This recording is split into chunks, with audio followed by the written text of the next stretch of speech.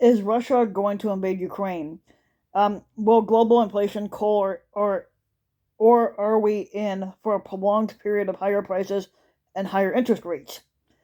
Now, how is the infamous Tinder swindler, a product of Israel who needs a medal in the Olympics for national pride, still living the good life after he was released from prison? Now, these are questions that we've been going over and over, and that leaves investors on edge.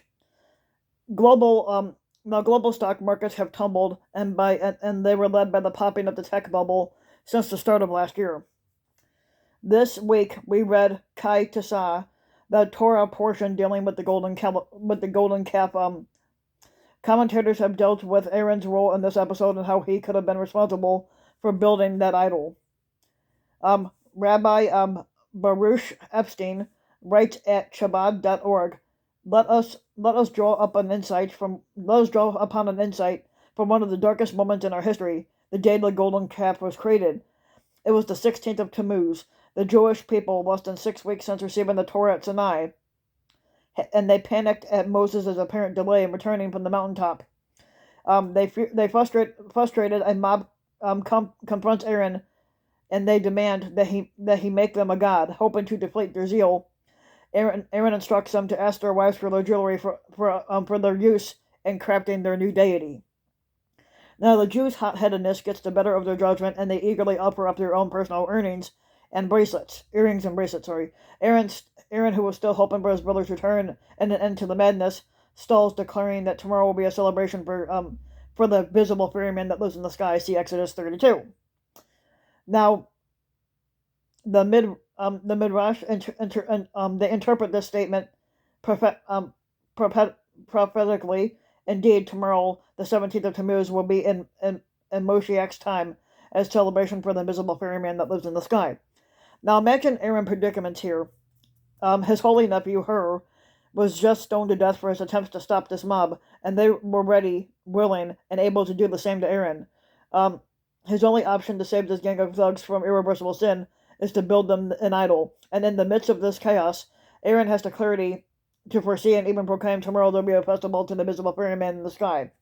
Now, investors are very nervous over the continued downturn in financial markets. Well, now intellectually, they're understanding that if they're investing for the long term, that there is going to be market drops. Emotionally, no one likes losing money, and a certain sense of anxiety takes over. Now let me give one bit of advice here. It's don't fucking panic. Those who fucking panic too much end up making lousy decisions which turn out to be quite costly for them. Now is the time for optimism. With the market continuing to drop, we may ask ourselves whether or not it is a good time to buy right now. Now, investors who go against the general market trend are called contrarians.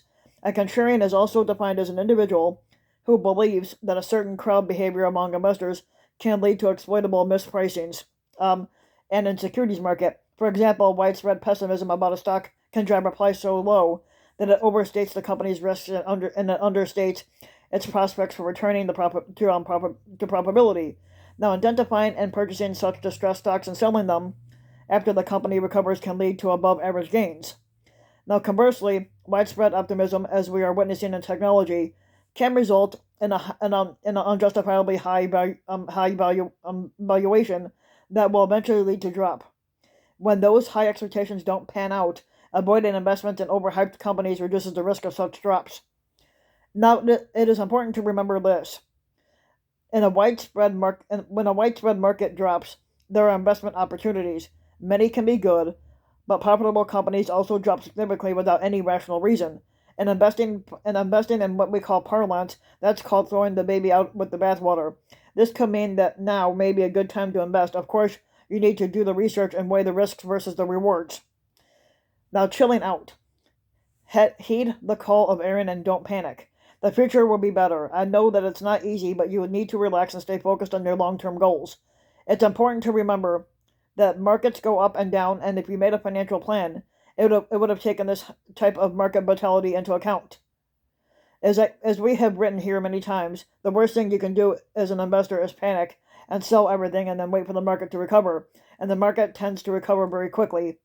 Large market gains often come about in quick and unpredictable spurts, and missing just a few days of strong market returns could substantially erode the long-term performance. Now remember the famous investing principle of buying low and selling high. Investors who panic often end up selling low.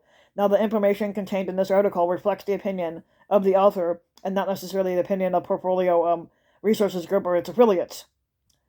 But yeah, if you like the video, give the video a like and subscribe to my channel, RBW King. And also hit the notification bell so that you know if a new video comes out. And if you want to support my work even further, you can go to the About section on my YouTube channel, and you can donate to Patreon to further support my work.